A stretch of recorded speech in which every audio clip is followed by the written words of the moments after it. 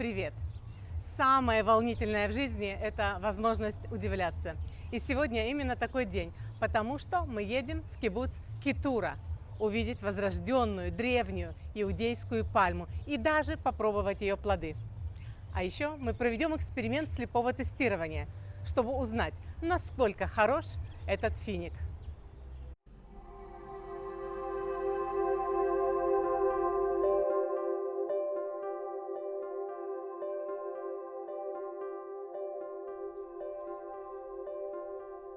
Дегустацию.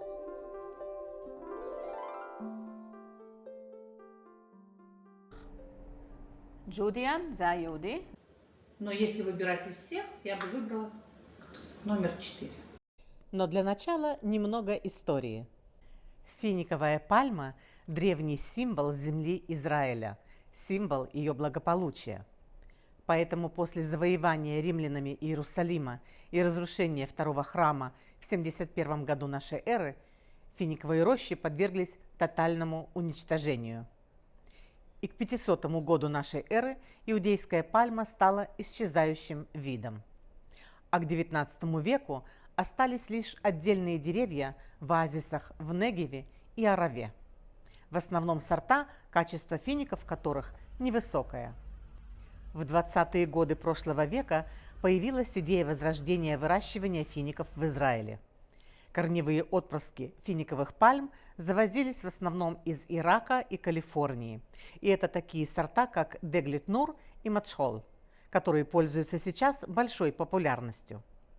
Но что с иудейской пальмой и ее знаменитыми финиками? И вот тут мы приблизились к удивительной истории. Во время раскопок в Масаде, во дворце Ирода Великого, археологи обнаружили финики, которым было около 2000 лет. Самый невероятный проект – это воскрешение древней иудейской финиковой пальмы. Совершенно безумная идея, успех которой приравнивался к нулю. Эти финики были переданы доктору биологических наук Елене Соловей в Центр поддержки сельского хозяйства в кибуце Кетура. Какова вообще вероятность, что семена возрастом 2000 лет прорастут? Это все равно, что воскресить мумию. Обычно семена сохраняют способность прорастать всего несколько лет. Поэтому доктор Соловей отнеслась довольно скептически к этой идее, но все-таки попробовала. И получила удивительный результат. И можно считать настоящим чудом то, что из 7 семян одно проросло. К сожалению, это оказалось мужское дерево, которое не может давать плоды. Ему дали имя Мафусаил в честь библейского долгожителя. Итак, мы едем в долину Арава.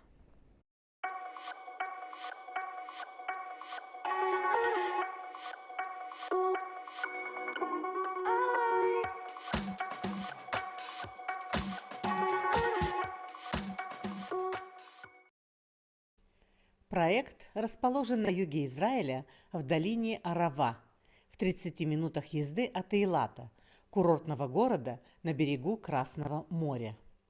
Здесь очень сухой климат, идеальный для выращивания фиников. Итак, мы въезжаем на территорию кибуца Кетура. Друзья, если вам нравится это видео, уделите несколько секунд, чтобы нажать кнопку «Нравится» под этим видео. Это говорит алгоритмам YouTube показывать это видео большему количеству людей. А когда это происходит, это побуждает меня создавать больше подобного контента. В качестве благодарности вот вам фотография, которую я сделала с дрона в районе Мертвого моря. Ссылка на то, как мы нашли это место, в описании к этому видео. Вау! Какой он большой! Я не верю своим глазам.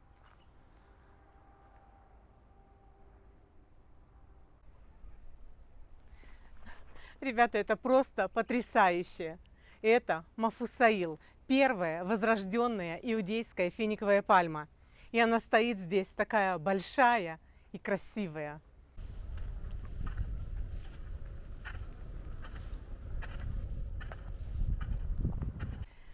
Воодушевленная успехом, Элейн Соловей предприняла еще одну попытку проращивания древних семян финиковой пальмы, найденных в разных частях Израиля.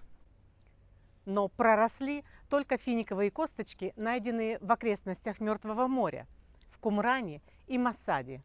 Очевидно, сухой климат, содержание солей в воздухе и дополнительные 300 метров атмосферы сделали эти семена жизнеспособными. А теперь внимание! Среди проросших семян есть женское дерево, и оно опылено мафусаилом и уже плодоносит. Идемте смотреть.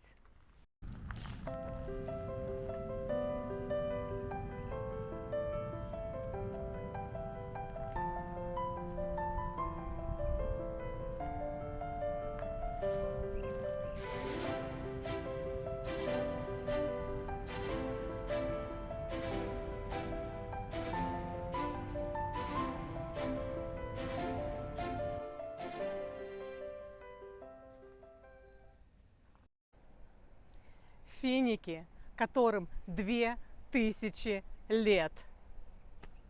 Меня просто захватывают эмоции. И эти финики можно купить. Но не обольщайтесь, вы не можете купить килограмм этих фиников, даже если вы Илон Маск или Марк Цукерберг. Вы можете купить только 3 за 150 шекелей.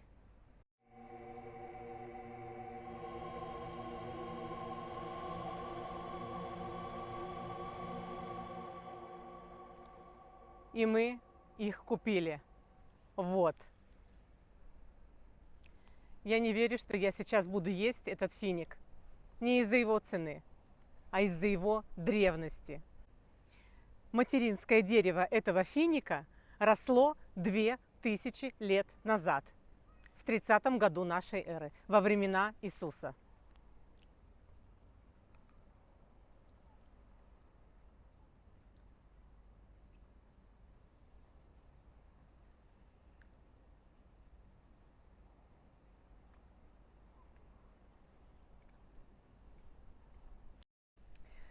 Вы знаете, я не хочу быть предвзятой в своем мнении, потому что меня действительно захватывают эмоции от того факта, что я ем финик, материнское дерево которого видело свет 2000 лет назад. Чтобы узнать независимое мнение, я проведу эксперимент – слепое тестирование. Чтобы провести эксперимент, я купила финики 7 сортов, которые нашла в продаже в Израиле, в том числе знаменитый маджул. Итак, сейчас у меня есть особенный иудейский финик и 7 других сортов. Я нарезала их на маленькие кусочки и положила в пронумерованные стаканчики. Каждый стаканчик подписан снизу, какой сорт финика в нем находится. Каждый участник эксперимента будет пробовать финики, записывать свои вкусовые ощущения дегустации и в конце сделает свой выбор, какой финик ему понравился больше всего. Затем он сможет поднять стаканчик и прочитать название выбранного сорта. Ты просто пробуешь финик один за другим, говоришь, что ты думаешь, и в конце скажешь, какой тебе понравился больше всего. פחות מתוק לי. ויותר קשה. אולי יהודי. הוא היה הכי טעים. הכי טעים. הוא היה הכי טעים והכי אחר. ואני חושבת שמבחינת הטעמים אני הכי לא מכירה טעם כזה. מה כתוב שם? בהרי, ממש לא. בריא. זה הוא? זה הוא. זה הוא? זה הוא היהודי.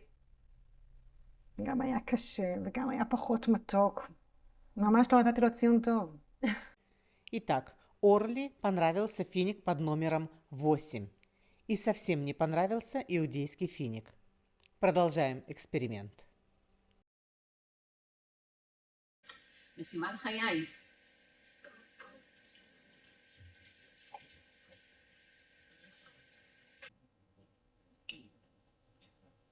בסדר. לא יותר מזה.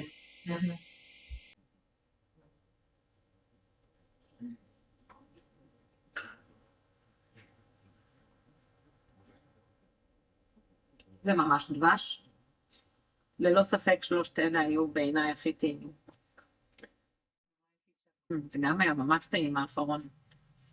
Ты какой ты выбираешь? אולי שואר.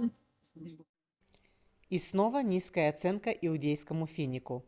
Эйнат выбирает, как и Орли, финик под номером 8.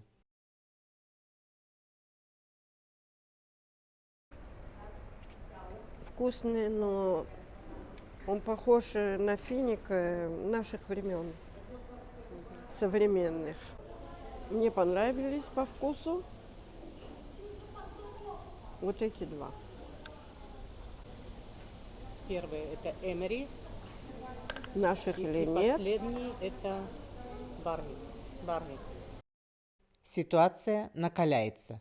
Лидирует малоизвестный сорт Барги. У нас еще 5 участников эксперимента. Номер 3.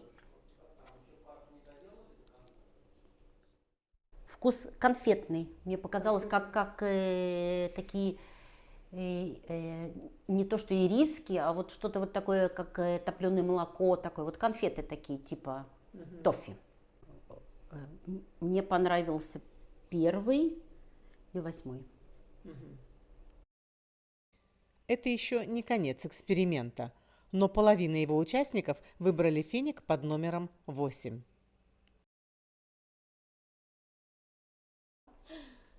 Сладкий. Вкусный. Да все вкусные, но вот этот вот прям вообще классный. Да, неожиданно. У нас осталось еще 3 участника эксперимента. Смогут ли они поменять ситуацию? Как шоколадка. Это интересно. Писали, что Ты знаешь, в Танахе написано, что земля Израиля течет молоком и медом. И мед этот – это финиковый нектар. знаешь, он как вот мамаш и по консистенции, как бы шоколадная конфетка будто. И сладость у него такая, знаешь, не такая приторная. Приятно. Не знаю. Это тоже напоминает конфету ириска. Вкус как конфета из вареной сгущенки. Какой тебе понравился больше всего? 3, 7 и 8. Ты выбрала иудейский финик. Вот эти. Иудейский финик получил 1 голос.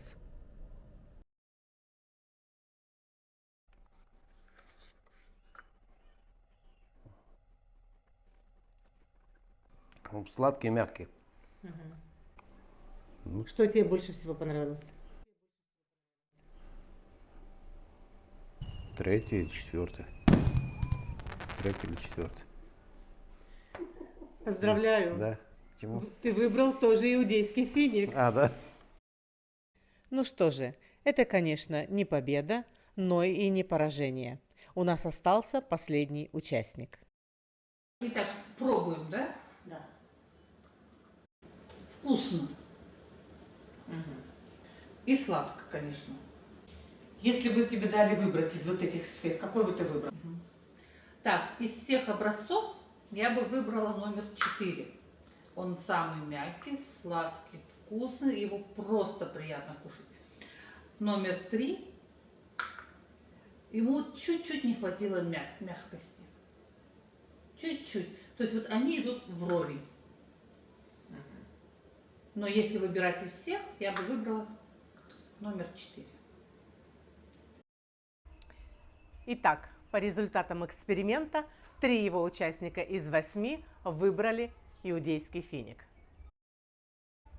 Но лично для меня стало настоящей сенсацией, что знаменитый король фиников Маджул при окончательном выборе получил только 1 голос. А вот наибольшее количество голосов получил невзрачный, малоизвестный финик под названием Барги. מה שהיה לי, הוא היה גם קשה וגם פחות מתוק. זה כולם היו לי מתוקים. כאילו, ואני חיפשתי שהיהודי יהיה פיצוץ וגם. ולכן השמונה הזה שהיה כזה עשיר, הייתי בטוחה, שזהו. הרגשת גם שהשמונה היה אחר?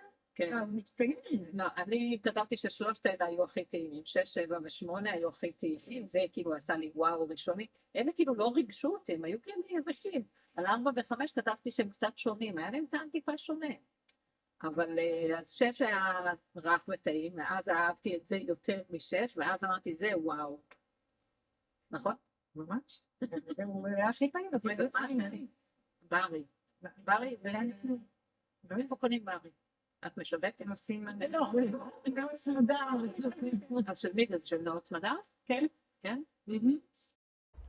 И еще два момента. Во-первых, 3 участника эксперимента пробовали финик, сорванный недавно. Остальным участникам эксперимента было предложено попробовать финик, купленный с витрины. И я не знаю, сколько он там пролежал. Вероятно, я купилась на то, что внешний вид этого финика был очень уж красивый. И второй момент. Я нашла в продаже в современном Израиле 7 сортов фиников. Но было ли в древнем Израиле такое разнообразие? Или иудейский финик был единственным сортом в Иудее? На сегодняшний день в кибуце Кетура, помимо Мафусаила и плодоносящей Ханны, возродили еще 5 пальм. Мы не знаем, есть ли среди них женские пальмы. Так что через несколько лет, вероятно, у нас появится возможность продолжить эксперимент.